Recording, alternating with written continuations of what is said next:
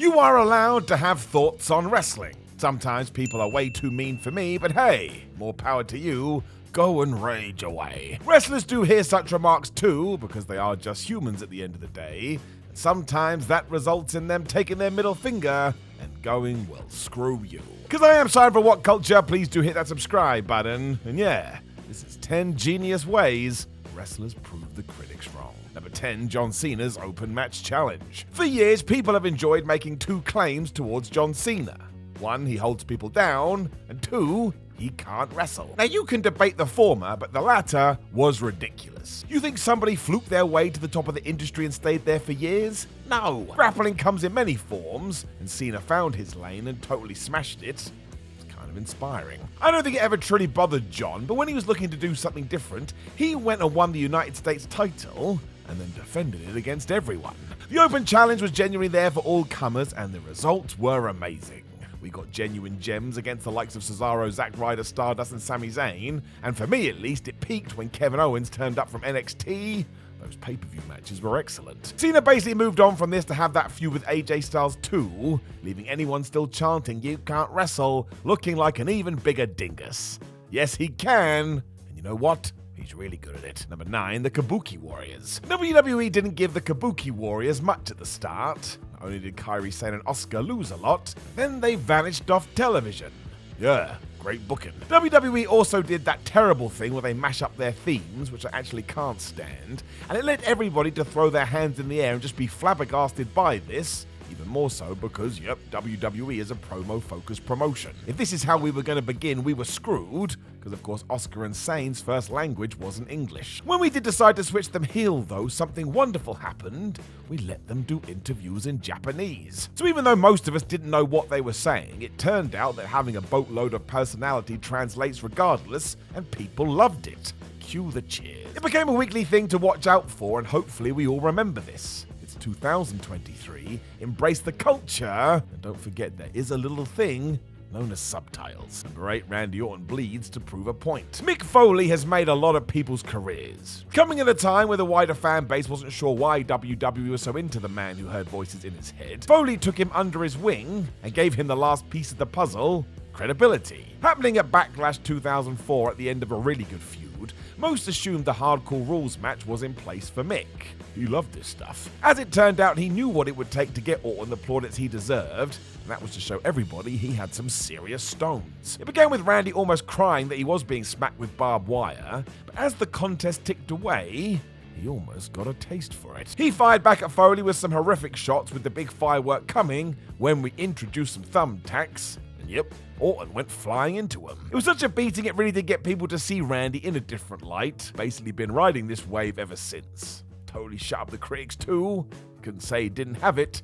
He did. Number 7, Xavier Woods risks it all for the New Day. So sometimes your loudest detractors come from inside the walls. Let's take the New Day. Many a wrestler, including the Big Show, thought this idea was so daft that they went to Kofi Kingston and told him that it was going to kill his career.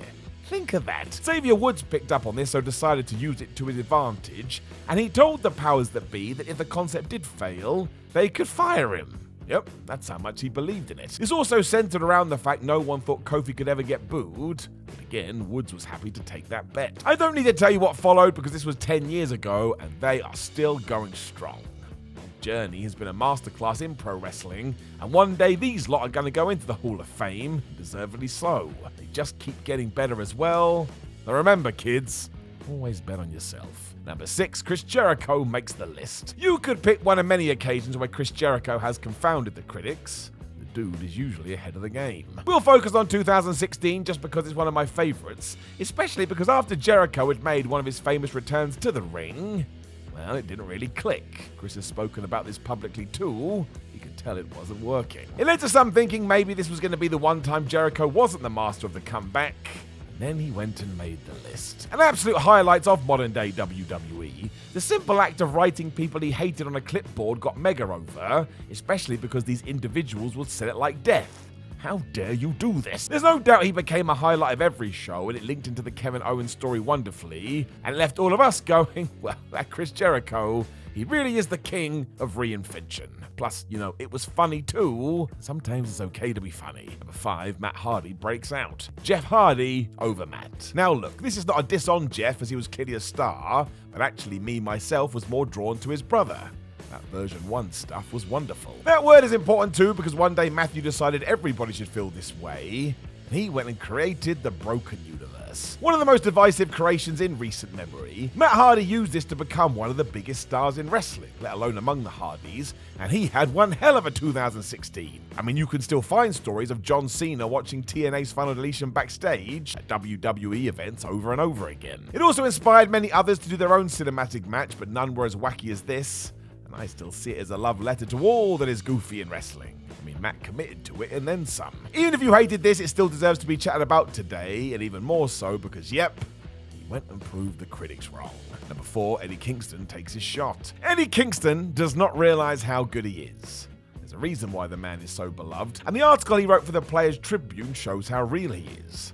The man, I dare say, is a hero. Within those words too, he spoke about his mental health and depression, and how watching former colleagues such as Kevin Owens and CM Punk hit the big time made him almost feel inadequate. He wasn't good enough for the squared circle. Thankfully, Eddie had people in his corner to keep him going when life smiled on his head, and he got the opportunity he was waiting for. We all remember the fired up promo he cut on Cody Rhodes as he arrived in AEW. The match itself totally ruled. It all started when Kingston had let rip at the American Nightmare during an indie show in Jersey. When this footage made it to Cody, who had Brody Lee advocating for it too, well, you know the rest. It led to Eddie getting signed, and look what he has done ever since. Not really that he proved the critics wrong, but more that he proved himself wrong, but also right. Which is a paradox, but I think it works here. Because you never really know when your dreams will become a reality. So even if you don't believe in yourself, just keep on going. Number 3, the Young Bucks sell everything. Always remember that wrestling would be in a very different place right now if it wasn't for the Young Bucks. Mel and Nick Jackson played key roles in where we are today and proved that you can be yourself, wrestle how you want to wrestle, and get over all at the same time. Their following was crazy at one point. Even people outside the WWE bubble who weren't hardcore fans knew who they were. Somehow the criticism then became that the Young Bucks don't sell because they're too busy going flippy-dippy-doo-dah. And to be fair, that is totally nonsensical. Matt Jackson especially went out of his way to sell a back injury like it was death, and at the last count, I think he did this for about 5 years. It meant his enemies knew exactly what to target. It worked too because it was used for great emotional effect, and this isn't to say that you have to like them, you do you. But in terms of this specific finger pointing, well, it's 2 + 2 = potato. It doesn't make any sense. Number 2, Naito becomes the bad guy. In 2012, Kane's big goal was to make John Cena embrace the hate. It didn't work and was a weird angle, but somewhere in Japan, a young Tetsuo Naito took note of this, because he was going to make it click. It's good he had this in his pocket too, because when New Japan started his big babyface run, it did not work. For whatever reason, fans decided they went into this, which meant he had become the East's John Cena. Thankfully, he did recall what had happened years prior, but rather than fight it, he went and flippin' embraced it. As voices across the globe talked negatively about his current story was going, Naito became the leader of Los Ingobernables, Japan, and decided he hated everyone. Honestly, this guy didn't give a crap. Because he went so far in the opposite direction, all of a sudden the fans did start to like him, which, yes, turned him back into the guy he was meant to be first time around. So it's wrestling's oldest chestnut. Fair play to Naito. This dude totally smashed it. Number 1, Roman Reigns does the same damn thing. I mean, it kind of is, right? This one took far longer because WWE dug their heels in. Plus, it took a pandemic to shift gears, but hey, we got there in the end, and it was fantastic. Through no fault of his own, though, Roman Reigns had to take all the bullets from the wider audience because his big dog character just wasn't working, right down to that suffering succotash line.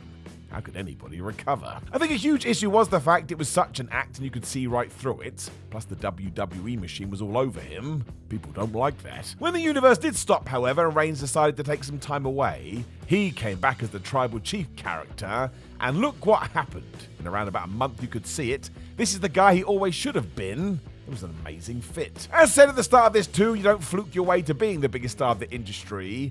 Do have to find yourself. Now those same dissenting voices all say the same thing. Roman Reigns has totally killed it. Know of any other genius ways that wrestlers defied critics? Make sure you let us know in the comments below. Before you like the video, share the video, and hey ho, why not subscribe? You can also head to whatculture.com where you can read more articles like this with your eyes. You can follow us on social media at Simon316 and WhatCulture WWE. And more importantly, open your eyes, run outside with glee, and try and enjoy yourselves as best as you can. I love you. Good night, good morning, and take care.